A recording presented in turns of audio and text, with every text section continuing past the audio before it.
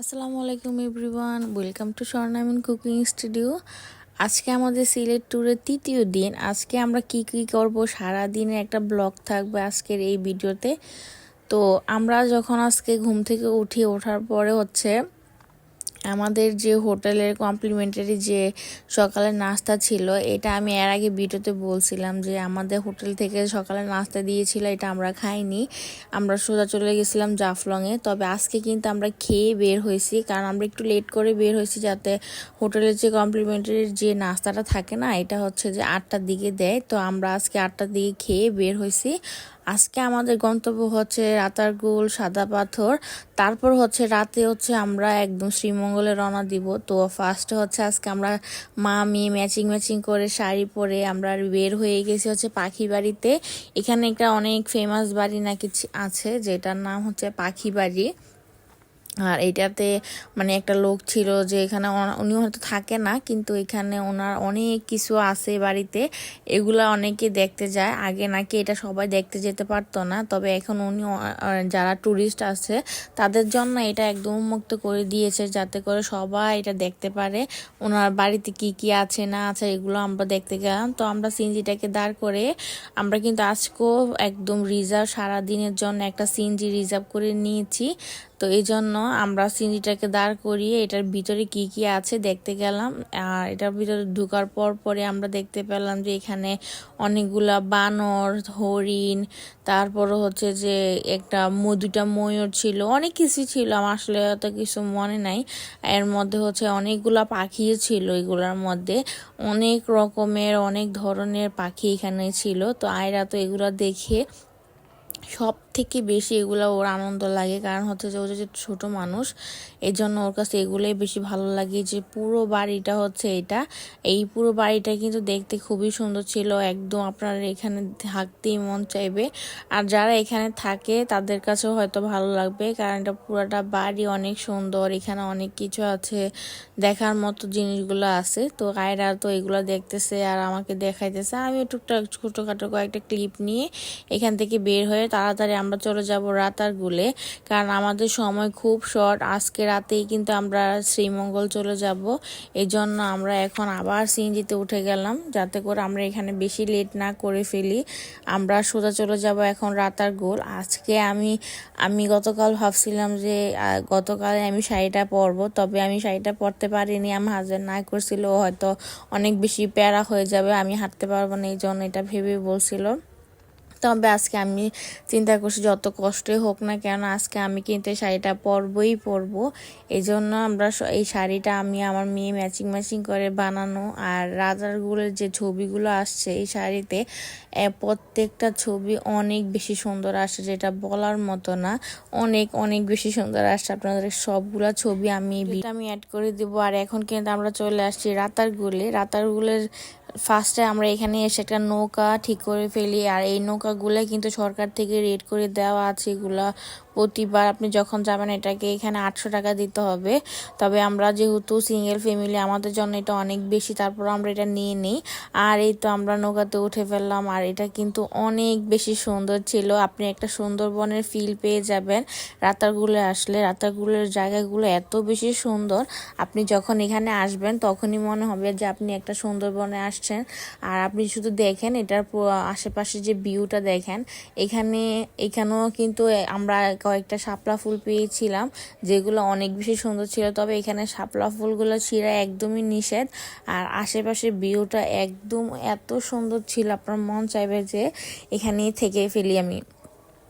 এর মধ্যে আমাদের যে মাঝি ভাইগুলা ছিল, তাদের যে বিহেভিয়ার খুবই ভালো ছিল। কারণ যে আমরা যে ফ্যামিলি ট্যুরে যাচ্ছিলাম, তখন কিন্তু আমরা খুবই একটু চুপচাপ ছিলাম। আর উনি আমাদেরকে প্রতিনিয়ত গান গাইয়ে শোনাইতেছিল, যেগুলো আমাদের কাছে খুব বেশি ভালো লাগছে। আপনারা শুধু ভিউগুলো এনজয় করেন, দেখেন। আর আমিও আরও কিছু ছোট ছোট ক্লিপ নিয়েছিলাম, যেগুলো এক সময় স্মৃতি হয়ে থাকবে। আর এখানে আমার মেয়েও খুব সুন্দর করে পোজ দিচ্ছিল। আর এখানে পানির মধ্যে গাছগুলো কিন্তু অনেক বেশি সুন্দর। এই গাছগুলোর মাঝে মাঝে করে নৌকাটা নিয়ে যেতে হয়। এর মধ্যে আমরা ওইটা যাচ্ছিলাম আর মাঝি ভাইয়ের গান আমি উপভোগ করতেছিলাম। এখানে প্রত্যেকটা মাঝি প্রায় কিছু মাঝি এই গানগুলা বলে। আর আমরা কিন্তু একদম মাঝখানে চলে আসলে এই যে শাপলা ফুলগুলো এগুলো কিন্তু অনেক বেশি সুন্দর। তারপর অনেক রিকোয়েস্ট করার পরে একটা শাপলা ফুল আমাকে দেয়, কারণ হচ্ছে যে এখানে এগুলা কেউই ছিটতে দেয় না। তো এই শাপলা ফুলটা নিয়ে অনেক বেশি কাহিনী, কারণ সবাই ওনাকে অনেক বকা দিয়েছিল, কারণ হচ্ছে যে এটা এখানে একদম ছিঁড়া উচিত না। আর এখানে মাঝি ভাই আমাদের কয়েকটা সুন্দর সুন্দর ভিডিও করে দিচ্ছিল। আমরা এখানে কিন্তু মাঝখানে ছিলাম আর উনি পুরা নৌকাটাকে ঘুরিয়ে ঘুরিয়ে আমাদের মোবাইল নিয়ে উনি নিজে নিজে ভিডিও করে দিচ্ছিল। অনেক ভালো একটা মানুষ উনি। আর উনি এখানে আমাদেরকে নিজে নিজে বলতেছিল যে আমার কাছে মোবাইলটা দেন, আমি ছবি তুলে দিই। তো এখানে ওনাকে যখন আমরা ছবি তোলার জন্য মোবাইল দিয়ে উনি অনেক সুন্দর সুন্দর ভিডিওগ্রাফি করে আমাদেরকে দিয়েছিল, যেগুলো আমাদের কাছে খুবই ভালো লাগছিল। যেহেতু আমরা ফ্যামিলি ট্যুরে গিয়েছিলাম, আমাদের সাথে অন্য কেউ ছিল না, আর আমাদের সাথে ছোট বেবি থাকার কারণে আমাদের হাজব্যান্ড ওয়াইফের কোনো ছবি আমরা সিঙ্গেলি তুলতে পারিনি। এই জন্য মাঝি ভাই আমাদেরকে বারবার নিজে থেকে বলতেছিল যে মোবাইলটা দেন, আমি ছবি তুলে দিই। এই জন্য কয়েকটা ছবি আমাদের তুলতে পারলাম। এর মধ্যে নৌকাটা থামিয়ে মানে একদম নদীর যখন যতক্ষণ পর্যন্ত যায় আর কি, আর মাঝখানে দাঁড় করা হচ্ছে, আপনাদেরকে এখানে সুযোগ দিবে যতক্ষণ পর্যন্ত আপনারা ছবি ভিডিও করতে পারবেন তো করেন, সমস্যা নাই, উনি দাঁড়ায় থাকবে। যেহেতু আমরা এখানে ওনাকে আগের পে করা আছে, আর এখানে হচ্ছে যে আমরা এখানে ছবি টবি তুলে আমরা হচ্ছে যে আবার উঠবো। কিন্তু এখানে এতগুলো গাছ দেখে, আর গাছগুলোর সাইজগুলো আপনারা দেখলে বুঝবেন, ছবি তোলার মতো আর কি। এই জন্য উনিও আমাদের পাশে ছিল, ছবি তুলে দিয়েছিল। পরে উনি ওই পার দিয়ে আবার নৌকাটা নিয়ে আসছে আমাদের এখানে। তারপর হচ্ছে যে আমরা আবার নৌকাতে উঠে যাই, চলে গিয়ে আমরা হচ্ছে আমাদের খাবার খাবো। আমাদের খাবার খাওয়ার এখন হচ্ছে যে আমরা খাবো হচ্ছে পানশিতে। আমরা হচ্ছে আজকে খাবারটা খাবো পানশিতে, কারণ হচ্ছে পানশির খাবারগুলো অনেক বেশি বেস্ট বেস্ট বেস্ট। কারণ সবার কাছে শুনেছি যে সিলেটের সবচেয়ে থেকে ভালো খাবার হচ্ছে যে 5 ভাই রেস্টুরেন্টে আর হচ্ছে পানশিতে। আর আজকের দুপুরের খাবারটা হচ্ছে পানশিতে আমরা গিয়ে অনেকগুলো খাবার অর্ডার করে ফেলছি। এখানে অনেকগুলো ভর্তা, কলিজা, গরুর মাংসের কালো ভুনা, গরুর মাংসের লাল ভুনা, তারপর হচ্ছে শুটকি ভুনা, তারপর হচ্ছে কয়েক রকমের ভর্তা, চিংড়ি মাছ ভুনা, অনেক কিছু নেওয়া হয়েছিল এখানে। তো আমার হাজব্যান্ড বলে যে সবগুলো থেকে ট্রাই করো, হয়তো ভালো লাগবে। আর আমিও একটা থেকে ট্রাই করলাম, প্রায় সবগুলা ভর্তায় আমার অনেক বেশি ভালো লাগছিল। ওইখানে সবচেয়ে থেকে মজা লাগছে আমার গরুর মাংসের কালো ভুনাটা, এইটা যে কি পরিমাণ জোস ছিল। আমি আমার হাজব্যান্ডকে বলতেছিলাম এটা ট্রাই করো, এটা ট্রাই করো, এটা সবচেয়ে থেকে বেস্ট। আর এটা যতক্ষণ ট্রাই না করবো বুঝবা না। আমার হাজব্যান্ড তো চিংড়ি মাছ আর গরুর মাংসের লাল ভুনা দিয়ে খাচ্ছিল, তো আমি বলতেছিলাম যে এটা খাও, এটা খেয়ে দেখো। এখানে আমি আবার গরু মাংসের যে লাল ভুনাটা আছে এটাও ট্রাই করতেছিলাম। সবগুলো কিন্তু খারাপ না, আমার অনেকগুলোই ভালো লাগছে। আর এর মধ্যে হচ্ছে গরু মাংসের লাল ভুনার থেকে আমার কালো ভুনাটা বেশি ভালো লাগছে। আর এটা হচ্ছে একটা বড় শুটকি ভুনা ছিল, টমেটো দিয়ে অনেক কিছু দিয়ে রান্না করা হয়েছে। তবে এখানে রান্নাগুলা বলতে হবে যে অনেক বেশি বেস্ট বেস্ট বেস্ট। আর আমার জীবনে সবচেয়ে থেকে মানে এই ট্যুরটা আমার অনেক বেশি এনজয় করছি, কারণ এখানে লাস্ট হচ্ছে আমরা সব খাওয়া দাওয়া করে হচ্ছে একটা কফি নিলাম। আর এই কফিটা যে কি পরিমাণ মজা ছিল, কি পরিমাণ মজা আমি বলতে মানে এই পর্যন্ত আমার খাওয়া সবচেয়ে থেকে বেস্ট কফি এটা। আর হচ্ছে এখানে আমার হাজব্যান্ড বলতেছিল এখানে আগুন পান খাবে, আমাকেও বলতেছিল, তবে আমার এখানে আগুন পান খেলে আমার দাঁত লাল হয়ে যাবে এই ভয়ে আমি খাইনি। এর মধ্যে ও খাচ্ছিল আগুন পান, একটা এনজয় নিয়ে খাচ্ছিল যে এটা একটা আগুন পান এই আর কি। তো এর মুখে দিল, আয়রা তো খুব অবাক হয়ে তাকায় আছে। এখানে আমরা কিন্তু খাওয়া দাওয়া শেষ করে চলে আসলাম হচ্ছে সাদা পাথরে। তো সাদা পাথরে হচ্ছে আজকে আমরা এখানে একদিনের মধ্যে রাতারগুল সাদা পাথর আমরা চলে আসলাম ঘুরতে। আর রাতারগুলে রাতারগুল থেকে আমরা এখানে আবার চলে আসলাম তো সাদা পাথরে এসে আমরা আগে অনেকটা জায়গা মানে হেঁটে এখান থেকে নৌকা নিতে হবে, নৌকা নিয়ে তারপর আমরা আবার ওই জায়গায় যাব, ওই জায়গা থেকে অনেক দূর হেঁটে যেয়ে আবার নৌকা ধরতে হবে। মানে এখানেও অনেক প্যারা আছে। তবে সাদা পাথরের মেন জায়গায় যেতে হলে আপনাকে একটু কষ্ট তো করতেই হবে। তো এখান থেকে আপনাকে নৌকা যে ঠিক করতে হবে, তাও 800 টাকা নেবে। আপনার রাতারগুলো এখানে 800 টাকা নেবে, আবার সাদা পাথর যখন আমরা আসলাম এখানেও কিন্তু 800 টাকা নেবে। তো এখানে নৌকা ভাড়াগুলো অনেক বেশি এক্সপেন্সিভ মনে হয়। তবে যখন আপনারা ট্যুরে যাবেন, একদম ফুল একটা টিম নিয়ে যাবেন, তখন হয়তো এটা এত গায়ে লাগবে না, কারণ হয়তো 100 টাকা করে হয়তো পড়বে জনপ্রতি এরকম। তো এর মধ্যে হচ্ছে যে আমরা চলে যাচ্ছি এখানে সাদা পাথরের মেন গন্তব্যে। তা আমি এখানে পানিগুলাকে দেখতেছিলাম, এত বেশি স্বচ্ছ, এত বেশি ঠান্ডা ছিল পানিগুলা, মানে বলার মতন। আপনি যখন এটা সামনে যাবেন ধরবেন তখনই বুঝতে পারবেন, এর আগে এটা আসলে বোঝা কোনো রকমই সম্ভব না। তো এর মধ্যে আমরা বসছিলাম, আপনারা দেখেন নীল পানিটা আর বালির পানিটা কখনোই মিক্স মানে হচ্ছিল না। এটা দেখতেই কেমন যেন একটা শান্তি কাজ করতেছিল। তারপর হচ্ছে যে এখান থেকে আমরা চলে যাব সাদা পাথরে। তো সাদা পাথরের জায়গাটা যে কি পরিমাণ সুন্দর, এটা শুধু ভিডিওর জন্য অপেক্ষায় থাকুন। আর এখানে কিন্তু আমার আয়রা খুব ভালো ভালো পোজ দিচ্ছিল, আর আমি দেখাচ্ছিলাম যে নীল পানিটা আর একদম বালি পানিটা কখনোই এটা মিক্স হচ্ছিল না। আর সাথে হচ্ছে পাহাড়, আপনারা যদি পাহাড় আবার নদী একসাথে দেখতে চান তাহলে সাদা পাথরে যান। সাদা পাথরে গেলে আপনারা দেখতে পাবেন একদম সাইডে হচ্ছে বড় বড় পাহাড়গুলা, আবার হচ্ছে এখানে নদী, সাদা পাথর, এগুলো দেখলে আপনার মনটা একদম ছুঁয়ে যাবে। এই যে আমরা এটার উপভোগ করতে করতে যাচ্ছিলাম। আর আমরা সবাই কিন্তু এখানে জুতা কিনে নেই, কারণ এখানে আয়রার জুতা আর যেগুলো ছিল এগুলো পরে হাঁটা সম্ভব ছিল না। আমার তো একদমই সম্ভব ছিল না, আমার হিল পরা ছিল, এই জন্য আমি এগুলো খুলে ফেলি।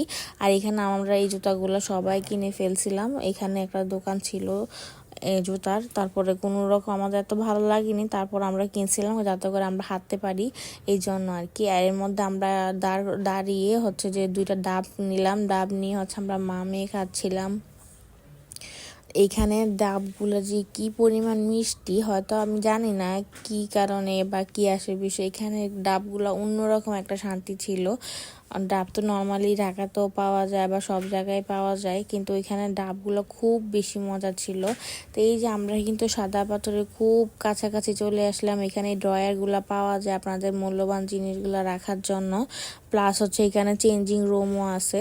আমরা কিন্তু সাথে করে কাপড় নিয়ে আসছিলাম, যাতে করে আমরা যদি ভিজে যাই তারপর হচ্ছে আমরা কাপড়গুলো চেঞ্জ করে এখান থেকে নিয়ে যাব। তো এই জন্য আমাদের সাথে একটা ব্যাগ ছিল যেটাতে কাপড় ছিল, এটা আমার হাজব্যান্ডের কাছে। এর মধ্যে হচ্ছে আমরা চলে আসলাম যে সাদা পাথরে এখানে এসে আপনি দেখবেন যে পানিগুলো এত বেশি স্বচ্ছ, যে একটা বড় বড় পাথরও আছে, ছোট ছোট পাথরও আছে। আর পাথরের মধ্যে কি পরিমাণ স্রোত, একদম সাইডে যদি আপনি দাঁড়ান তাহলে আপনি হয়তো দাঁড়ায় থাকতে পারবেন, তবে মাঝখানে যখন যাবেন তখন আপনি দাঁড়ায় থাকতে পারবেন না, এত বেশি স্রোত মনে হবে যে একদম আপনাকে নিয়ে যাবে। অনেকে বসছে খুব স্ট্রংলি, তবে আমি আর সাহস হয়নি যে আমি শাড়ি পরে মাঝখানে যাব। আপনারা শুধু একটু স্রোতগুলো দেখেন, মনে হচ্ছিল যে কাউকে নিয়ে যাবে এরকম। আর পানিগুলো দেখেন এত ঠান্ডা ছিল, এত বেশি স্বচ্ছ ছিল, দেখলে আপনারা বুঝতে পারবেন যে কি পরিমাণ ঠান্ডা ছিল। আর একটু ক্লিয়ার, একদম ফিল্টার করা পানি যেমন ছিল, ফিল্টার করা পানিটা যেরকম ঠিক এরকম পানিগুলো। তো এখানে আমি আর আয়রা বসে বসে ভিজতেছিলাম, আমার হাজব্যান্ড কিছু ভিডিও করে দিচ্ছিল আমাদেরকে। আর এখানে দেখা অনেক বড় বড় পাথর, তারপর হচ্ছে পাহাড়, একটা মসজিদও দেখা যাচ্ছে। আর আমার পিছনে কিন্তু অনেক মানুষ আছে, সবাই কিন্তু ভিজতেছিল। এখানে যারা যারা আসছে সবাই কিন্তু এখানে ভিজতেছিল, কারণ এখানে পানিটা এত বেশি ঠান্ডা, আপনি যদি না ভিজেন তো মানে এটা ফিল করতে পারবেন না। তবে আমি যাওয়ার সময় যেহেতু আমি শাড়ি পরছিলাম, অনেক বেশি সাজুগুজু করছিলাম, তারপর ওইখানে গিয়ে কিন্তু আমি একদম মুখ টুক ধুয়ে একদম রিফ্রেশ হয়ে যায়। তারপর হচ্ছে যে আমাদের যে আজকে সারাদিনের ট্যুরে যে রাতারগুলে যাওয়া, সাদা পাথরে, এগুলো কয়েকটা ছবি ক্লিক করা ছিল আমাদের হোটেল থেকে বের হওয়ার সময়। এখানে আমাদের রাতারগুলের ছবিগুলো আছে। এই যে রাতারগুলের যে নৌকাটা ছিল, এখানেও আমাদের ছবিগুলো ছিল। এখানে সবগুলো ছবি কিন্তু অনেক বেস্ট আসছিল। আর এই শাড়িটা আমার নেওয়া হয়েছে এই কারণেই, যাতে করে আমাদের এই বাহিরে এনভায়রনমেন্টের যে কালারটা আছে বা নদীর যে পানি একদম নীল থাকে, এরকম কালার মিক্স করে কিন্তু আমি এটা নিয়ে নিয়েছিলাম। শাড়িটা কেমন হয়েছে অবশ্যই জানাবেন। আর হচ্ছে যে এই শাড়িটা কিন্তু আমার অনেক বেশি পছন্দের একটা শাড়িতে থাকবে এখন থেকে। আর এটার সাথে ম্যাচিং করে আমার মেয়েকে একটা বানিয়ে দিলাম, যেটা ওরও অনেক বেশি পছন্দ হয়েছে। আর ওর ছবিগুলো অনেক বেশি সুন্দর আসছে। এই তো আমার হাজব্যান্ড সাহেব, উনি গান গাচ্ছিল, এটারও কয়েকটা ছবি ছিল। উনি মাঝি ভাইও গান গাচ্ছিল, উনিও গান গাচ্ছিল। আর আমাদের ছবিগুলো দেখেন, এগুলা আমাদের মেয়ে তুলে দিয়েছিল এই ছবিগুলো। তারপরে যখন মাঝি ভাই দেখলো যে আমরা মেয়েকে দিয়ে ছবি তোলাচ্ছিলাম, তারপর উনি নিজের থেকে বললো যে আমি ছবি তুলে দিই আর কি। তবে একটা ভালো মানুষ পাওয়া, আমরা এই ট্যুরের মধ্যে আমরা অনেকগুলো ভালো মানুষ পেয়েছিলাম, যেটা আমাদের ট্যুরটা অনেক বেশি সহজ করে তুলছিল।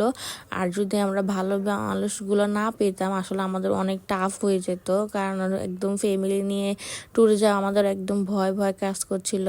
এই জন্য আমরা একটু চিন্তা করছিলাম কেমন জানি মানুষ পড়ে। তারপর সবগুলো মানুষ, সিএনজি ড্রাইভার হতে শুরু করে, তারপরে নৌকা মাঝি, সবাই অনেক ভালো ছিল। আবার আমরা যে হোটেলে ছিলাম ওইখানের ইয়েগুলো অনেক ভালো ছিল। তারপর আমরা এখান থেকে কিন্তু চলে যাব শ্রীমঙ্গলে। তো শ্রীমঙ্গল যেহেতু যাব আমরা, একদম রাত হয়ে যায়, 11টা 11:30 বেজে যায় একদম শ্রীমঙ্গল। আর যারা শ্রীমঙ্গলের রিসোর্টগুলোতে যান তারা অবশ্যই জানবেন যে শ্রীমঙ্গলের রিসোর্টগুলা কেমন পাহাড়ের উপরে হয়ে থাকে বা একদম নিরিবিলি জায়গায় থাকে। তো 11:30টার দিকে আমাদের রিসোর্টে যাওয়া অনেক বেশি টাফ হয়ে যায়। এটা নিয়ে আমি আমার নেক্সট ব্লগে বলে দিব। তো আমার ভিডিওগুলো বানাতে অনেক বেশি লেট হয়ে যাচ্ছিল, কারণ হচ্ছে যে আমি আসার পরে কয়েকদিন রেস্ট নিচ্ছিলাম, কারণ আমি কন্টিনিউ 4 দিন ধরে ঘুরতেছিলাম কন্টিনিউ আর কি। এই জন্য আমরা কয়েকটা ছবিও অ্যাড করে দিলাম, যাতে আমার একটা স্মৃতি হয়ে থাকে আর কি। এগুলো আমি অনেক যত্ন সহকারে রাখতে চাই। এই যে আমার এবারে হচ্ছে যে এতক্ষণ তো আপনারা রাতারগুলোর ছবিগুলো দেখলেন, এখন হচ্ছে আমাদের সাদা পাথরের ছবিগুলো, যেগুলো আমরা পানিতে উঠেছিলাম। আর এখানে আমি কিন্তু শাড়ি পরে টুকটাক ভিজছিলাম, পা পর্যন্ত আর কি। আর মুখটা আমি একদম পানি দিয়ে দিয়েছিলাম, আমি অনেক সাজুগুজু করছিলাম, সব ধুয়ে ফেলছি, কারণ এত ঠান্ডা পানি, মন চাইতেছিল যে একদম উপরে ডুবাই এখানে, এরকম আর কি। তবে এখানে অনেক মানুষ থাকার কারণে আমি এখানে কোনো কিছু করে জাস্ট বসেছিলাম আর কি, আর পানি দিয়ে হাতে ভিজাচ্ছিলাম এরকম। আর এখানে আমার হাজব্যান্ডের কয়েকটা ছবি ছিল, আমারও ছবি ছিল, এগুলো অ্যাড করে দিলাম সাদা পাথরের। এখানে যতটুকু চোখ যাবে শুধু পাথর দেখবেন আর পাথর দেখবেন। এখানে শুধু পাথর, আর এত সুন্দর সুন্দর পাথর ছিল, আমার মনে হচ্ছিল যে আমি সবগুলো পাথর নিয়ে যাই, তবে এগুলো তো আর সম্ভব না। আর এখানে অনেক বেশি ঝামেলা ছিল যে পাথর নেওয়া যাবে না, এই জন্য আমি একটা পাথরও টাচ করি না। জাস্ট সুন্দর, এটা সব প্রাকৃতিক সম্পদ আমাদের, এগুলো সুন্দর। আর এখানে আয়রা বাবা মেয়ে হচ্ছে যে ঘোড়াতে উঠবে। আয়রা তো ঘোড়া দেখলে ওর মাথা নষ্ট হয়ে যায়, এই জন্য ঘোড়াতে উঠে এখন ওই দিক পর্যন্ত যাবে। তবে আমার আবার এত সাহস নাই যে আমি ঘোড়াতে উঠে যাবো, এই জন্য আমি হেঁটেই যাচ্ছিলাম।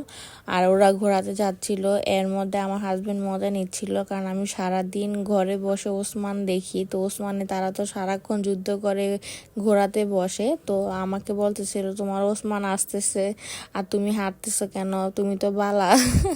আমাকে নিয়ে এগুলো নিয়ে মজা নিচ্ছিল, তো আমিও ওকে নিয়ে হাসতেছিলাম। তো আমরা যেতে যেতে প্রায় সন্ধ্যা হয়ে যায়। আমরা কিন্তু এখানে ড্রেস চেঞ্জ করে ফেলছি অলরেডি, কারণ এখানে অনেক জায়গা আছে ড্রেস চেঞ্জ করার জন্য।